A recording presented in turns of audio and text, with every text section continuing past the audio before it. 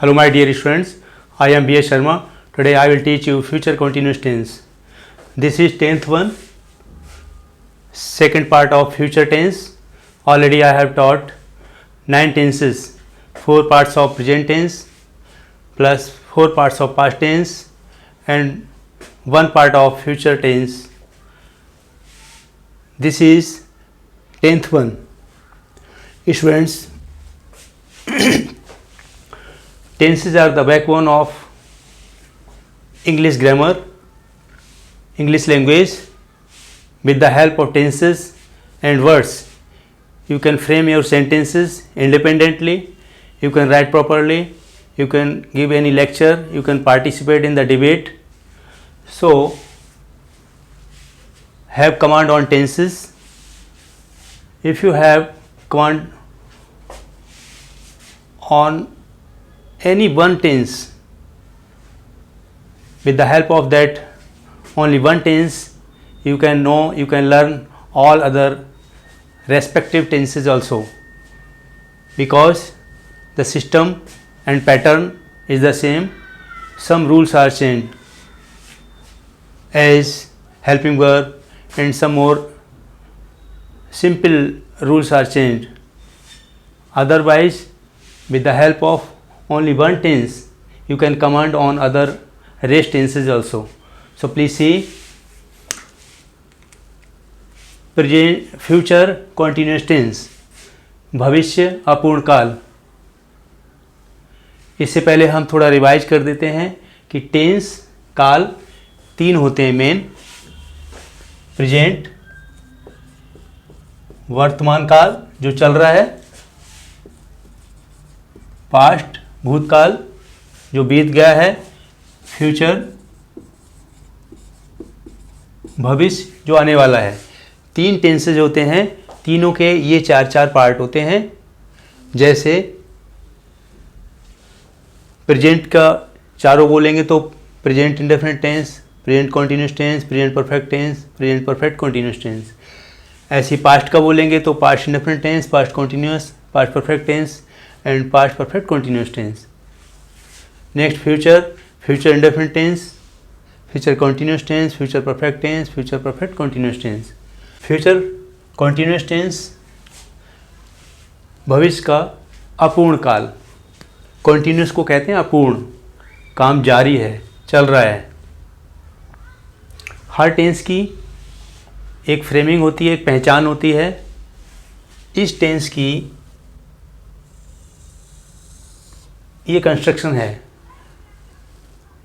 किसी भी इंग्लिश के सेंटेंस में अगर ये कंस्ट्रक्शन दिखाई देता है तो वो टेंस होगा future continuous tense. Subject plus shall be या विल बी प्लस वर्ब की फर्स्ट फॉर्म प्लस आईएनजी. ये एक सेंटेंस में अगर होगा तो वो सेंटेंस फ्यूचर कॉन्टिन्यूस टेंस का होगा. हर टेंस की एक हेल्पिंग वर्ब होती है. इस टेंस की हेल्पिंग वर्ब होगी शैल बी या विल बी.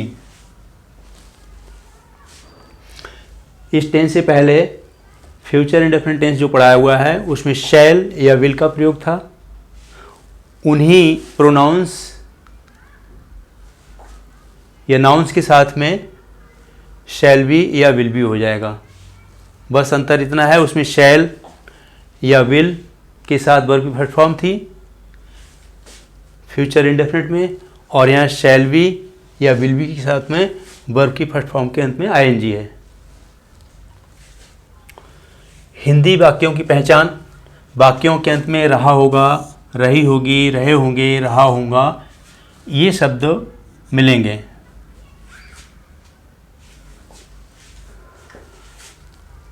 इंग्लिश के सेंटेंस में शैल बी या विल बी के साथ में वर्ब की फर्स्ट फॉर्म में आईएनजी,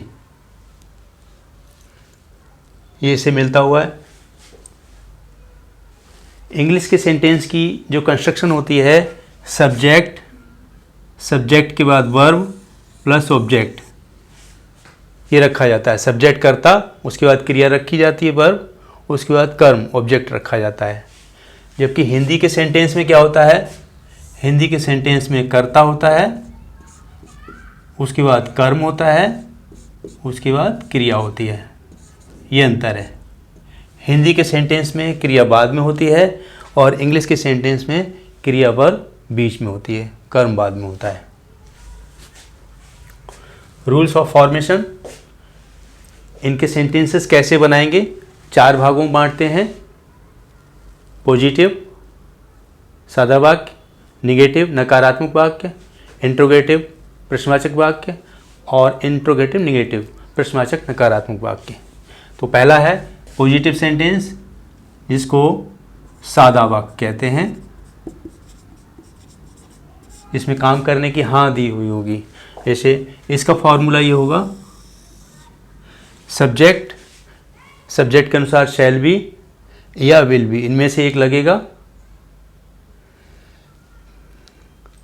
किसके साथ शैल बी लगेगा, किसके साथ विल बी लगेगा, अभी बताएंगे। प्लस वर्ब की फर्स्ट फॉर्म में आईएनजी प्लस ऑब्जेक्ट कर्म। ये देखिए, फर्स्ट पर्सन के साथ, फर्स्ट पर्सन में आता है आई और बी अपने लिए, उनके साथ शैल भी लगता है, तथा सेकंड पर्सन तुम्हारे लिए, सामने वाले के लिए यूज इसमें आता है, और थर्ड पर्सन में ही शी इट दे नेम।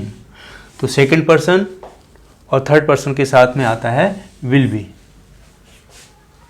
कोई अगर नाम है, बाकी ये थर्ड पर्सन के प्रोनाउंस हैं, इन सब के साथ में, सेकंड पर्सन के प्रोनाउन के साथ में, इन सब के साथ में विल बी का प्रयोग होता है। ये बात क्लियर हो गई। यहाँ से क्या लगाएंगे, शैल बी लगाएंगे या विल बी। अपने लिए आई और बी के साथ, फर्स्ट पर्सन के साथ शैल बी, बाकी सब के साथ में विल बी। बहुत सरल है। विल बी के साथ में या शैल बी के साथ में वर्ब फर्स्ट फॉर्म में आईएनजी प्लस ऑब्जेक्ट। एग्जाम्पल है, कल इस समय मैं क्रिकेट खेल रहा होऊंगा। ये देखिए पहचान है हिंदी के वाक्यों में, रहा होऊंगा। कल, आने वाली कल। फ्यूचर टेंस में आने वाली कल होती है, पास्ट टेंस में बीत जाने वाली कल होती है। बीत जाने वाली कल के लिए यस्टरडे कहते हैं, वो पास्ट टेंस में लगती है, और फ्यूचर टेंस में आने वाली कल टुमारो लगती है। आई के साथ में shall be, playing cricket at this time tomorrow. Tomorrow आने वाली कल, आई के साथ शैल बी का प्रयोग। नेगेटिव सेंटेंस,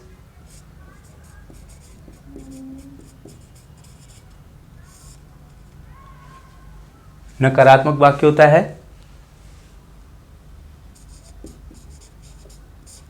जिसमें ना होती है। ना के लिए क्या होगा, शैल नॉट भी हो जाएगा या विल नॉट भी हो जाएगा, बाकी सब वही रूल है। शैल बी के बीच में नॉट या विल बी के बीच में नॉट। सब्जेक्ट के अनुसार शैल नॉट भी आएगा या विल नॉट भी, जो रूल ऊपर दिया है वही। फर्स्ट पर्सन के साथ में शैल नॉट बी, बाकी सब के साथ में सेकंड पर्सन और थर्ड पर्सन के साथ में विल नॉट बी। वर्ब की first form plus ING plus object plus other.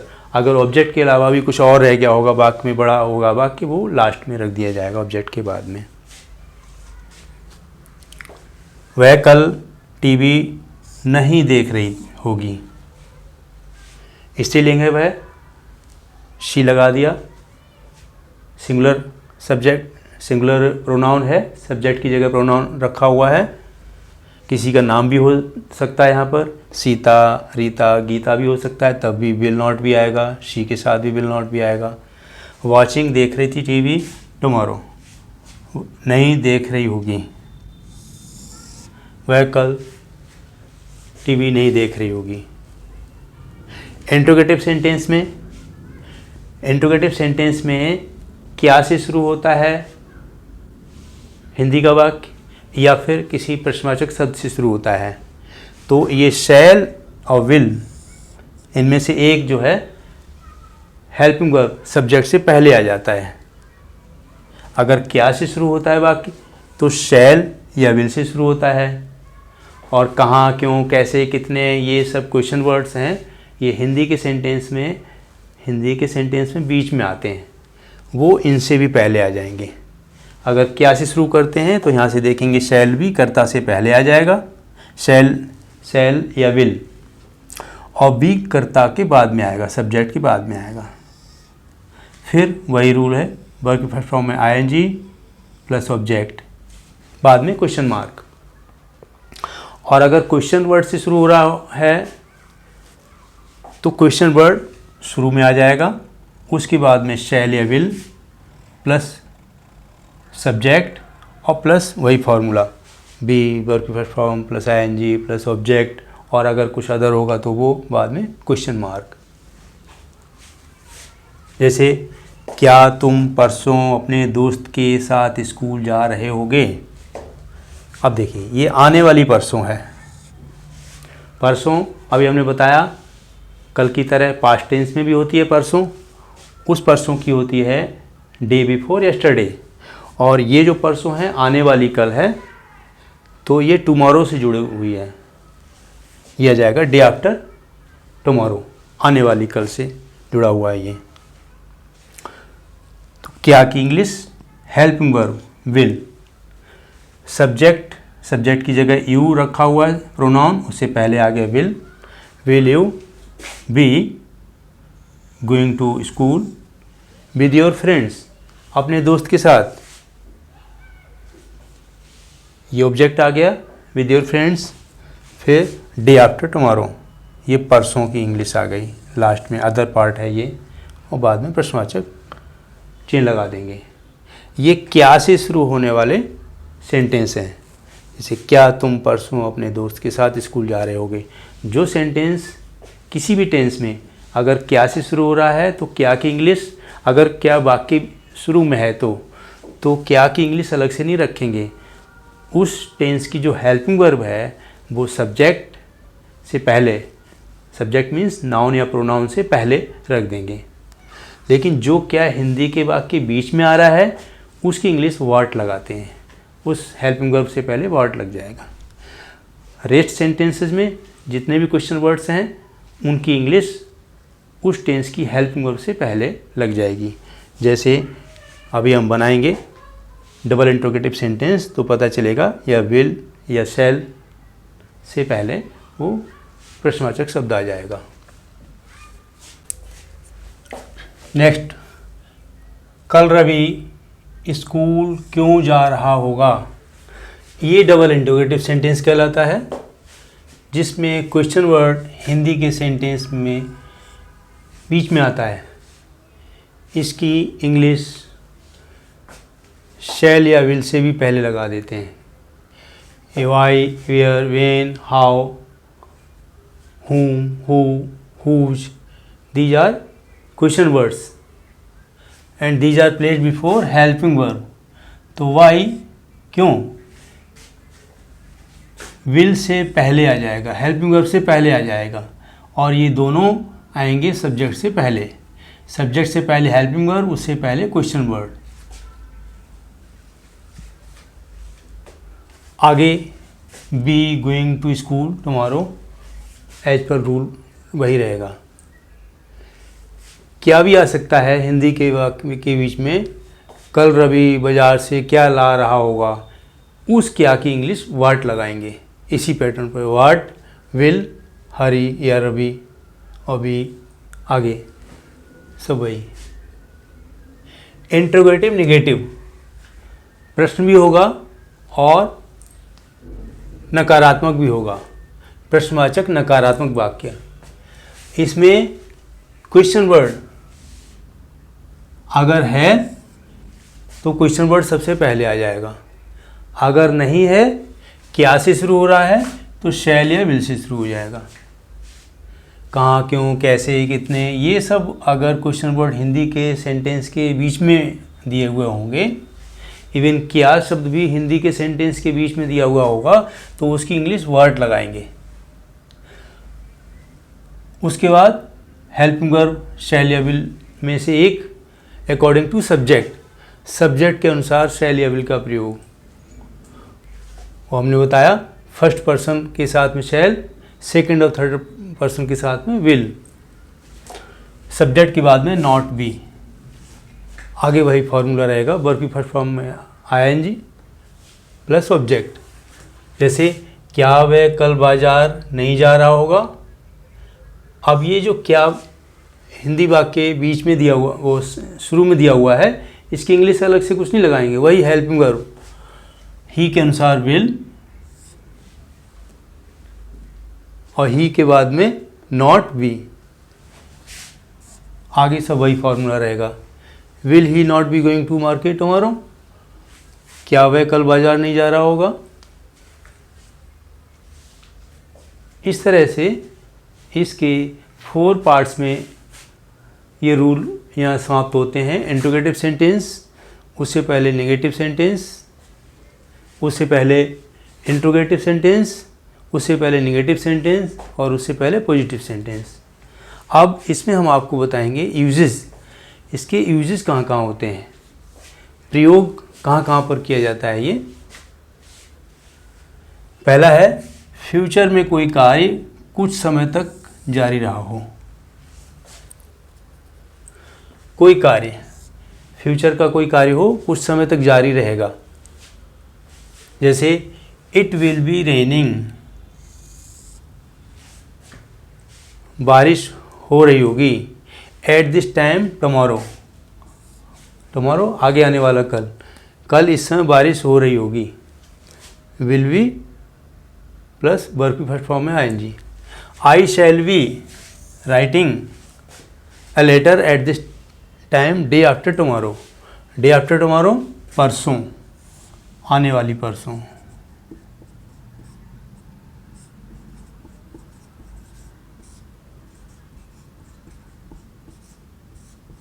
दो परसों होती हैं फ्यूचर टेंस में, जो परसों है डे आफ्टर टुमारो, आने वाली परसों। पास्ट टेंस में परसों डे बिफोर यस्टरडे, जो बीत जाने वाली परसों है। तो यहाँ पर मैं परसों इस समय पर पत्र लिख रहा हूँगा। भी है भविष्य के पहले से निश्चित कार्यक्रम है, योजना है, या भविष्य में होने वाले कार्य की अपेक्षा को बताने के लिए भविष्य का कोई प्लान है, कोई काम होने का योजना बनी हुई है, या भविष्य में होने की कोई उम्मीद है, वहाँ पर भी फ्यूचर कॉन्टिन्यूअस टेंस का प्रयोग करते हैं। जैसे he will be staying here till Sunday, वह रविवार तक यहाँ ठहर रहा होगा या ठहरा होगा। फ्यूचर कॉन्टिन्यूअस का है, भविष्य की बात बता रहे हैं, भविष्य का ये कार्यक्रम है, उसका कार्यक्रम है। The postman will be coming soon, डाकिया अभी आ रहा होगा। ये अपेक्षा है, भविष्य में होने वाले कार्य की अपेक्षा है।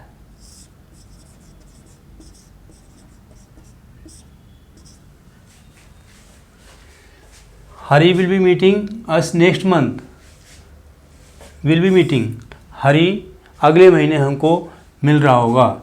ये क्या है, योजना है, ये योजना है, कार्यक्रम है। तो ऐसी स्थिति में भी फ्यूचर कॉन्टिन्यूअस का प्रयोग। See, use of V two plus verb first form.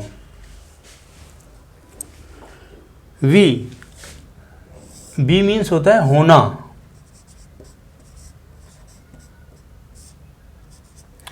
ये बी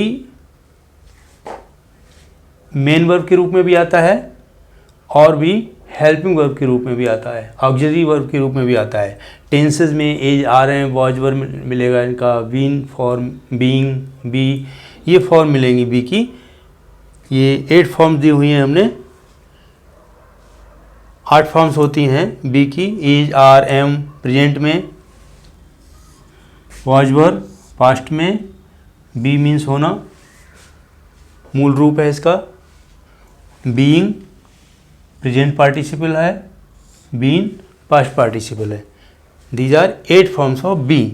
ये जो बी है, बी दोनों रूपों में, मेन वर्ब के रूप में भी आता है और हेल्पिंग वर्ब के रूप में भी आता है।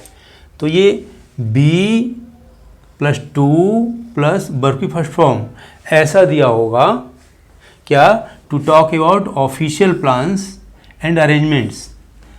अगर ऑफिस की कोई योजनाएं हैं, ऑफिस की कोई रिपोर्ट है, कोई अरेंजमेंट है, व्यवस्थाएं हैं, ऑफिशियल हैं, कार्यालय से संबंधित कोई खबर है और फ्यूचर कंटिन्यूअस टेंस की है, तो उसमें बी प्लस 2 प्लस वर्ब की फर्स्ट फॉर्म का प्रयोग हो जाता है। जैसे the PM is to visit America next month.